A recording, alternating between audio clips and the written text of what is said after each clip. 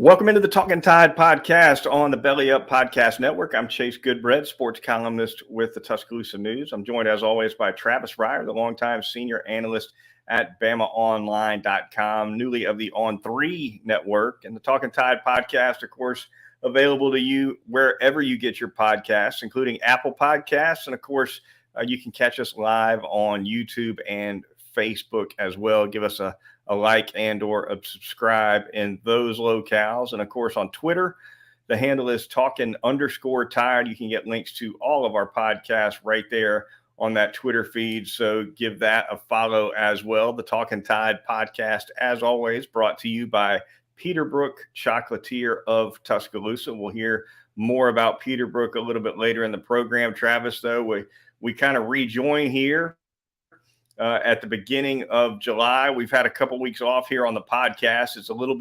It's been basically dead for hard news on the Alabama athletics front of late for the most part. But football wise, certainly one of the latest stories of note is the apparent departure of Jamil Burroughs, the Alabama defensive tackle, who apparently reportedly is looking to transfer. There's some reports he was actually in the portal. I'm not quite sure how that works because the portal window closed on April 30th. Maybe that's just Jamil's way of saying I'm going to hit the portal as soon as I can. I don't know. But looks like Jamil's moving on. It does. And a guy who flashed, at different stages of his career, and you kind of thought maybe this could be the year for him to step forward. Although you did understand that Alabama was bringing back Jaheim Otis on the nose. And I think Justin Aboigbe coming back for that fifth year kind of pushed Jamil back a little bit too, going into 2023. And, Tim Smith obviously in that mix. But again, a guy that as much as anything flash, just hadn't been able to really put it together over an extended stretch. Couple different times in his stretch with Alabama, you thought, well, this might be where he, picks it up, especially after Aboigbe went out last season. But he's a little bit of a tweener too. Is he a nose tackle? Is he an end?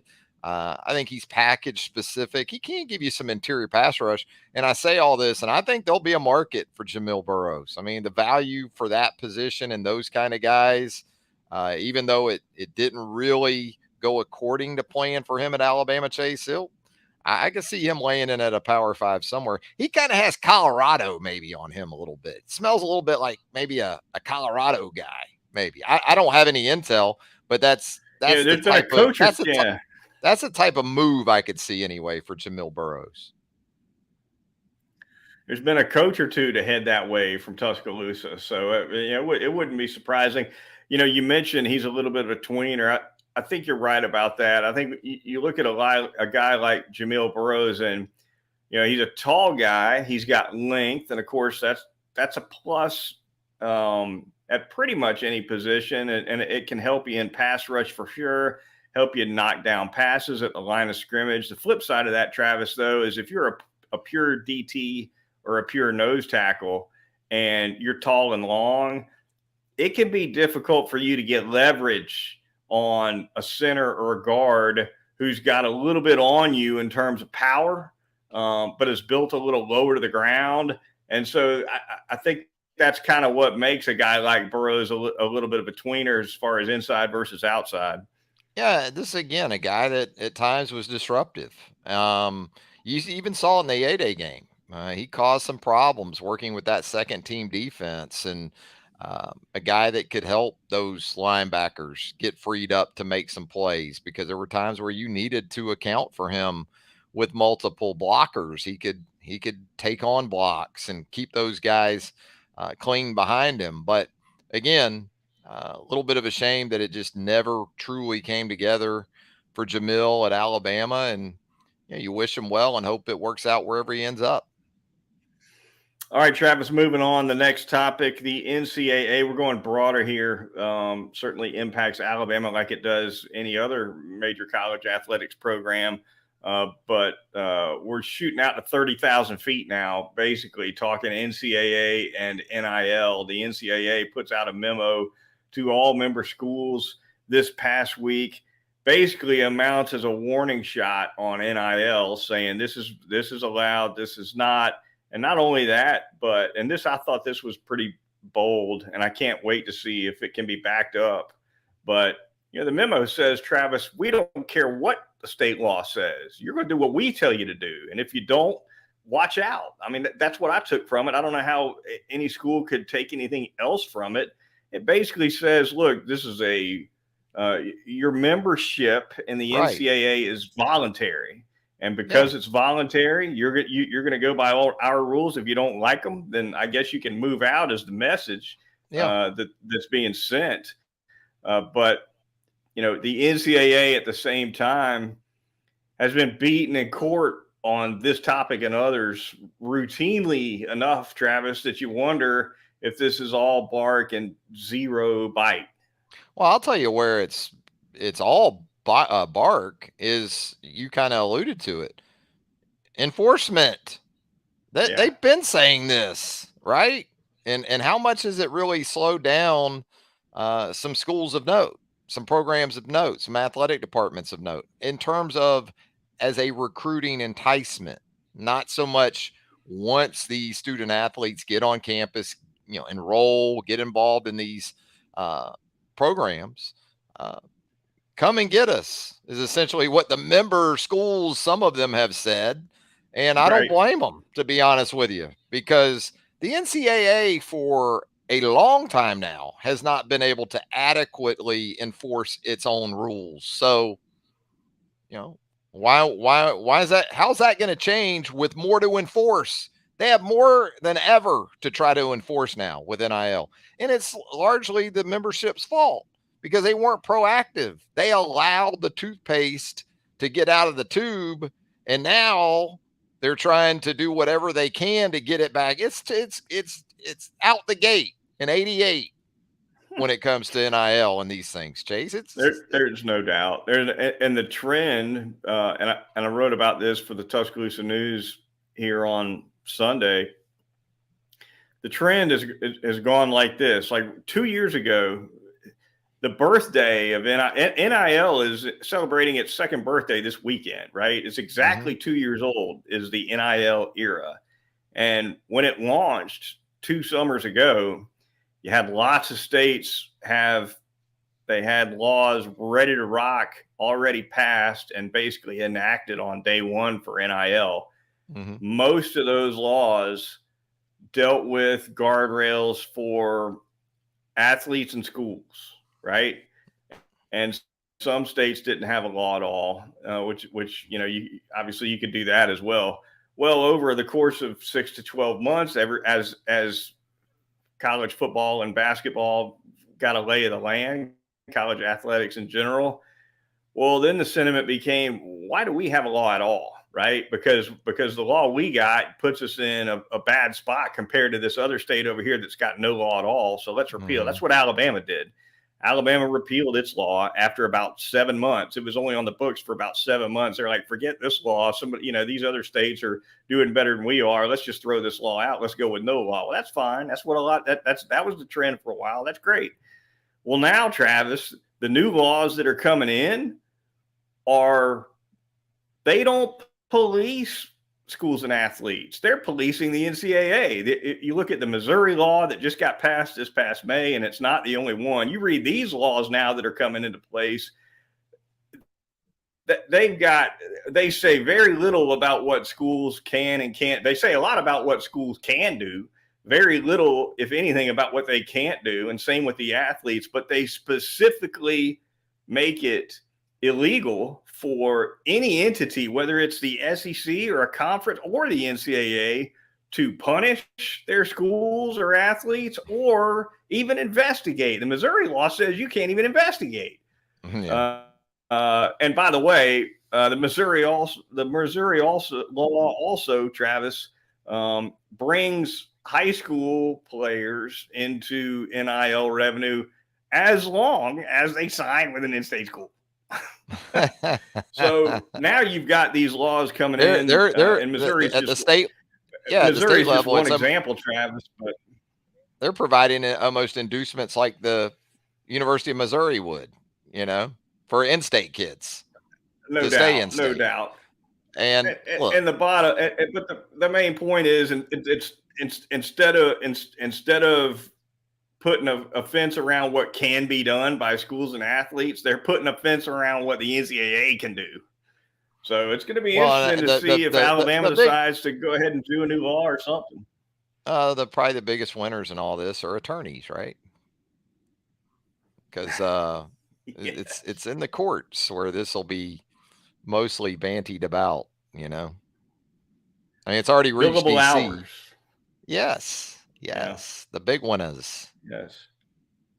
I get reports that Tuberville Joe Manchin NIL bill might be coming down the pike here in, fairly soon. And that, who knows if that goes anywhere. The federal Manchin's like Saban's best friend, or has been in the past. I mean, they grew up together. They're pals, So Saban's got Manchin's ear. There's no doubt. Yeah. He's probably got Manchin's ear as much or more than he's got Tuberville's ear, I would think. Because like you said, they do go they go further back than Saban and Tuberville by probably a lot. No, yeah. I mean, you're going back to youth, I think, with Manchin. In West Virginia. We will see what they come up with. I don't expect federal legislation. We've touched on this before. I don't see Congress getting together on this. They can't get together on anything else. I don't know why they would on this subject. But the variance of state laws continues to be this carousel of advantage versus disadvantage for all schools. But what about the aspect of what qualifies as an employee? Or, the tax man, I think at some point could have a real interest in this at the federal level. Yes. And I think there are lawsuits pending that deal with employee status and tax status, some of that kind of stuff. And if those, and basically those are the lawsuits, the concept of amateurism has already basically been destroyed, but it's still, it's still on kind of a last leg, I guess, Travis.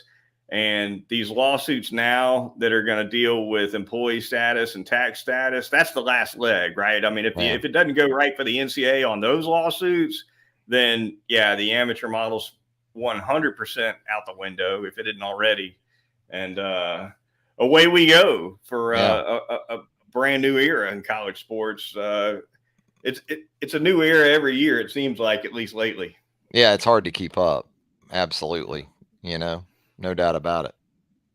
All right, the Talkin Tide podcast on the Belly Up Podcast Network. Continuing on, again, the Twitter feed is Talkin_Tide. Give us a quick follow there. We'd appreciate that. Sponsored, of course, by Peterborough Chocolatier. Travis, tell them about it. Peterborough Chocolatier right there in Tuscaloosa, 1530 McFarland Boulevard North in the Indian Hills section of Tuscaloosa specifically. Hey, still got those camps at Peterborough Chocolatier. We're about halfway through the summer. Crazy, I know, in terms of kids and those summer months and trying to plug some holes on that calendar for the kiddies. 205-752-0211. Give them a call. They'll get you set up with the summer camps as they continue to roll on at Peterborough Chocolatier, 1530 McFarland Boulevard North in the Indian Hills section of Tuscaloosa. It is getting hot too, by the way. It is hot. It isn't getting hot. And so a great way to cool down also, that outstanding gelato there at Peterborough Chocolatier. Nice assortment of flavors, handcrafted. You're going to love that as well. Gelato at Peterborough Chocolatier right there, Tuscaloosa, Alabama. Yeah, one of the best things about that Peterborough Chocolatier summer camp right now, Travis, in Tuscaloosa is air conditioning, right? Yeah, because it's 100 degrees outside all week long. It has just been awful heat in Tuscaloosa this week for sure. And Peterborough will get you in that nice AC to make that chocolate. The kids love it. They have a great time. I've seen them. They just absolutely have a blast with it. And it beats the outdoor camp in the cabin with a fan with no AC. That's a lot. That Peterborough summer camp's a lot better. Yeah, in a canoe, and in a mosquito-infested lake or something, Yeah, no doubt. Give me Peterborough. Love it. All right, the Talkin Tide podcast on the Belly Up Podcast Network. Moving on just a few more minutes in this abbreviated edition of Talkin Tide. Travis, not a whole lot to talk about. We're going to hit that too deep tumbler in a few minutes like we typically do. One other newsy note, though, Cam Robinson, the former Alabama left offensive tackle in a long time now, I guess. He's been with the Jags a long time Jacksonville Jaguar, hit with a 4-game suspension for performance-enhancing drugs. You and I, being Jacksonville natives, Jaguars guys, this comes up on our radar a little bit louder than it might if an Alabama was playing for some other club in the NFL. But what are your thoughts on Cam Rob and what this does to the Jags offense going into 2023?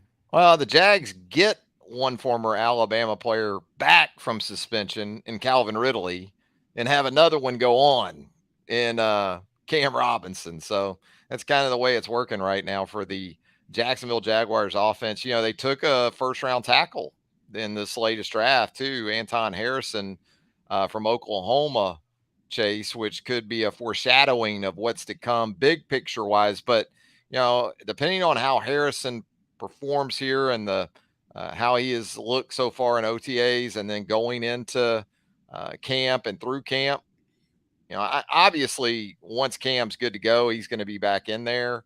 But you don't like to see it, obviously. I mean, you want to see him on the field. He's made some nice money to this point in his career, but he could have another nice size to big deal in front of him. Just a matter of health, which he struggled with a little bit in the past too. But it's tough for the Jags because they're set up offensively, especially to be upper echelon in the National Football League in 2023. But this doesn't help with that. And just want to see him get back on the field as quickly as possible. And I'm sure Trevor Lawrence does, that's his guy on his blind side there. So tough news, but not entirely unexpected. This had been coming for a while. Puts a little bit of heat on Walker Little too, right? The Jaguars offensive tackle from Stanford, who's been in the pros now, I guess, a couple of years, 3 years. They lost Jawan Taylor to free agency too in the offseason. So yeah. Yes. Yep. Yeah. So we'll see what happens with that. That you got to be able to run it you got to be able to protect Lawrence. You got to be able to run it too. We'll see what happens with the running game. I really think it starts there. But definitely Travis Etienne. I mean, they got a guy at running back that can do it. Yep.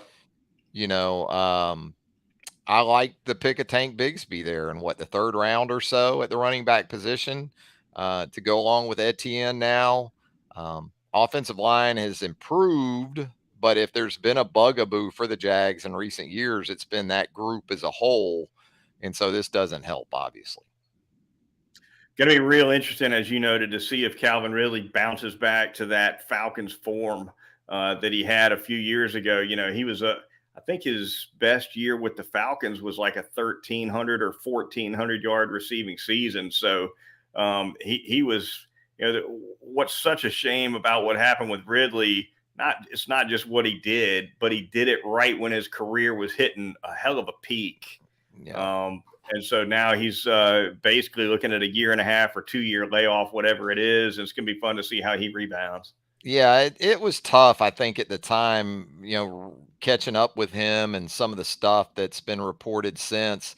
Calvin, apparently, from a mental health perspective, was in a pretty dark place that it sort of culminated with all of this. So, obviously, you don't want to see a player in his prime lose a year unpaid. But who knows? Maybe that break in some other ways helped Calvin to sort of reset and sounds like he's good to go and energized and ready to do some good things. They got Christian Kirk at one of the wide receiver spots. They got some weapons to go along with him. So the opportunity is certainly great for him right now. All right, before we get out of here on the Talkin Tide podcast on the Belly Up Podcast Network, we are going to hit that two deep tumbler really quickly, like we've been doing throughout the summer. We're going to give it a swirl here, right here. You can hear that tumbler go. As we know, that the tumbler's got a mind of its own. Sometimes you want two out of it, and it gives you four. But we'll see if we can see. Powerball. This time it gave us two. That'll work. That's the closest you're going to get to the lotto in the state of Alabama, by the way. This right here. This is it. No question about it. All right, the two balls that came out of the tumbler here. Number 26 comes out, Jam Miller, the backup running back. We'll discuss him a little bit real quick. And as well, what else comes out here? Number 45 comes out as well, Robbie Oots, the tight end.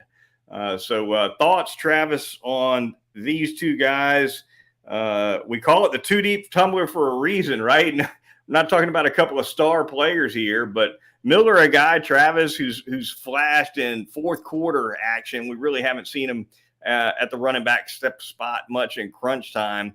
Oots, a guy who you will see early in games here and there, kind of on a rotational basis as a tight end. Kind of a fair to call him a Baron Huber type, I guess. I mean, he's not a Y really.